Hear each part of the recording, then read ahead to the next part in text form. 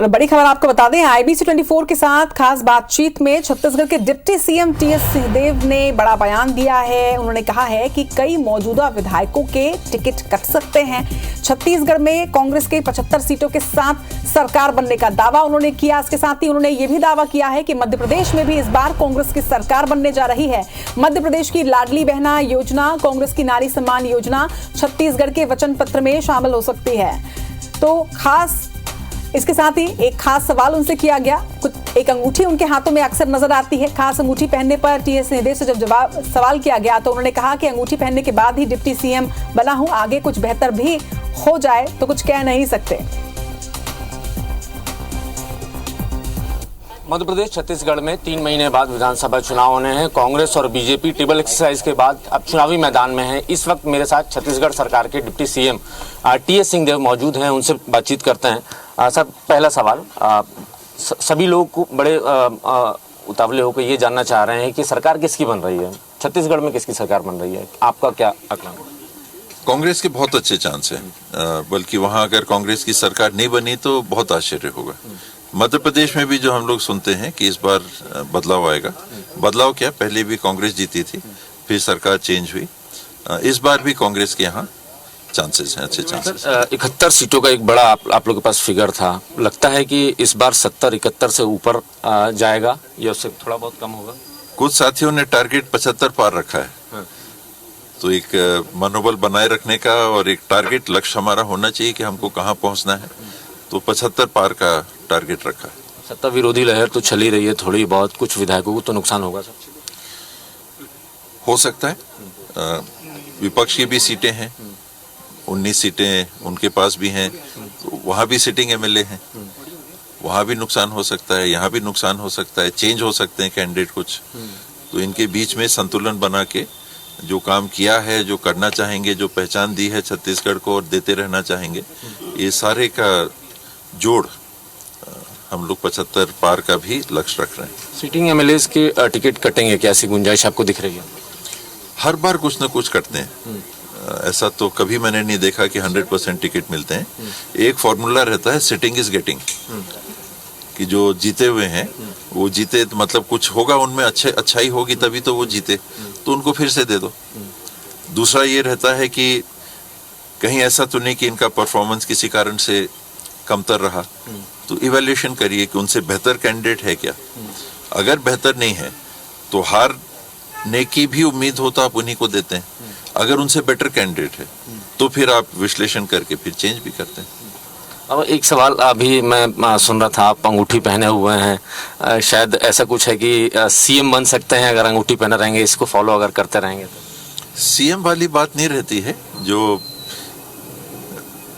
शास्त्री इसमें परंगत होते हैं उन लोग कहते हैं आपके लिए बेटर होगा। बेटर मतलब डिप्टी सीएम के बाद CM? वो तो समय डिप्टी सीएम नहीं थे जब ये पहना था। तो डिप्टी सीएम बने ना सर?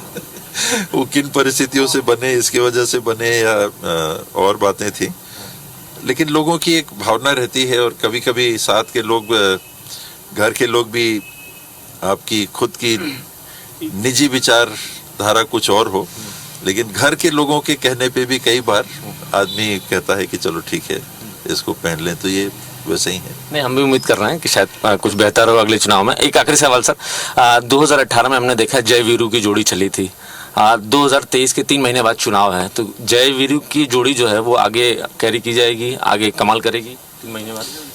मिलके हम लोगों ने पिछले बार भी काम किया था, भूपेश भाई और मैं PCC प्रेसिडेंट और नेता प्रतिपक्ष के रूप में काम कर रहे थे, तो साथ साथ दिखते थे। हम लोग की अंडरस्टैंडिंग भी अच्छी थी, मित्रता भी थी, और हम लोग साथ दिखते थे। तो बात ही बात में आया तो एक धर्मेंद्र, एक अमिताभ बच्चन जैसा, आप अमिताभ जैसे लगते, तो जय वीरू हो गए। इस बार मैं उनके विधानसभा में गया था, उन्होंने कहा कि पोलिंग बूथ का जो निरीक्षण करना है तो महाराज जाएंगे मेरे विधानसभा में। वहां मैं गया तो वहीं कुछ साथियों ने कहा काका बड़ा, काका बाबा। अच्छा, तो जय वीरू की जगह आपकी काका बाबा रहेंगे, तो उनको आजकल काका कहने लगे, काका काका, उनके भूपेश काका के नाम से वो चल गया है TS बाबा। तो अब लगता है कि ये नई पिक्चर रिलीज होने वाली है। हाँ, तो काका बाबा साथ में और बहुत सीनियर साथी हैं, हम लोग को सबको मिलके काम करना होगा। करेंगे। 3 महीने बाद चुनाव है और टीएस सिंहदेव डिप्टी सीएम हैं और ये दावा कर रहे हैं कि 3 महीने बाद जो नतीजे होंगे वो कांग्रेस के पक्ष में होंगे। कांग्रेस ने जो वादे किए थे 2018 में, उन वादों को जमीन पर उतारा, लिहाजा जनता का आशीर्वाद कांग्रेस पार्टी को जरूर मिलेगा। कैमरामैन वीरेंद्र के साथ नवीन सिंह, IBC 24 भोपाल।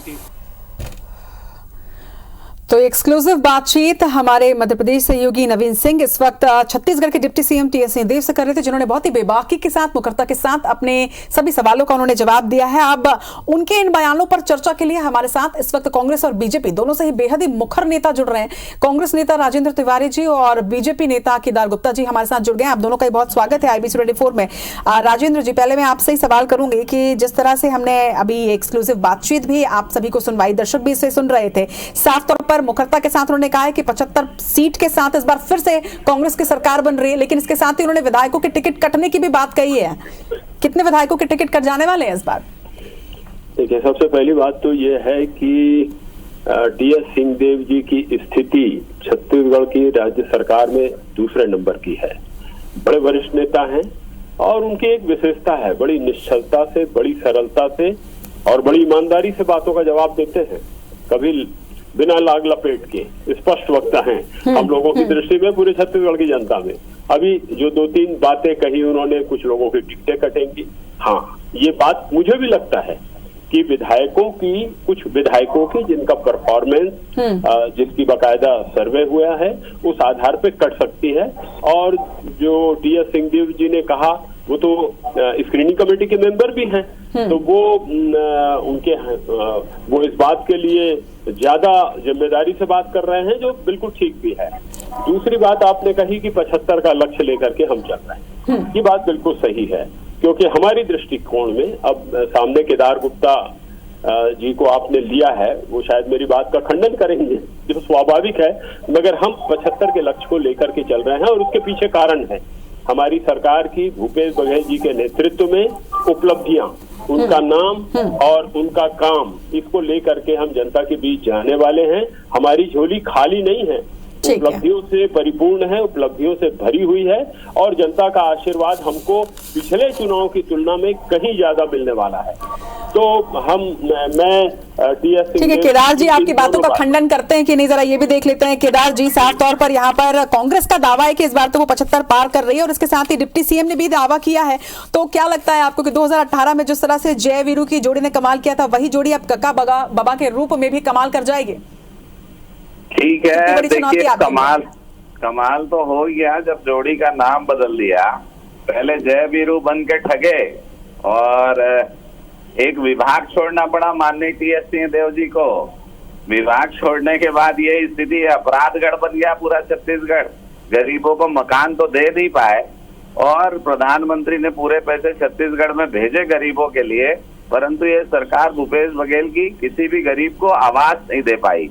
11 लाख पूरे मकान और 5 लाख आधे अधूरे मकान यहाँ पर रह गए। 16 लाख मकान ये नहीं दे पाए तो माननीय टीएस सिंहदेव जी ने इस्तीफा दे दिया था। वो मकान अभी भी नहीं बने, पर जैसे ही उप मुख्यमंत्री बनाया तो राजेंद्र भैया जो छत्तीसगढ़ के अनुभवी नेता हैं, वो कहने लग गए बहुत सीनियर है। जब एक विभाग छोड़ा था तो उनके बारे में कोई कहने नहीं आया था।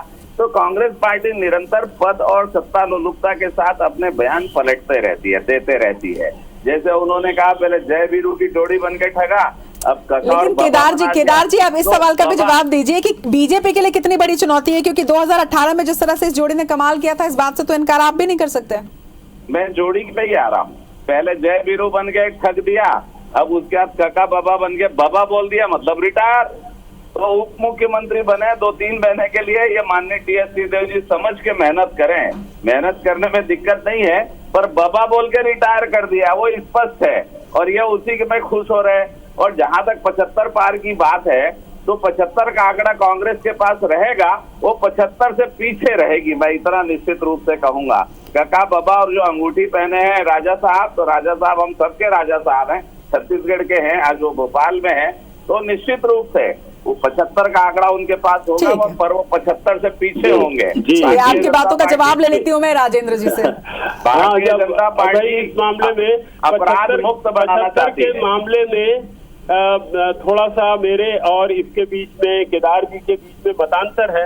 चलो भाई 74 आएगा, 73 आएगा, मतलब इनका ये कहना है कि 75 नहीं आएगा, हो सकता है 74 हो जाए, 73 हो जाए। तो ये देखेंगे समय के अनुसार। और एक बात मैं थोड़ा खंडन करना चाहूंगा, अभी केदार जी ने कहा कि प्रधानमंत्री जी ने पैसा दिया, ये बात मैं प्रामाणिक रूप से आंकड़ों सहित बता रहा हूं कि जितना पैसा छत्तीसगढ़ से केंद्र की सरकार को मिलता है उसका मात्र 32% वापस होता है हम लोगों को।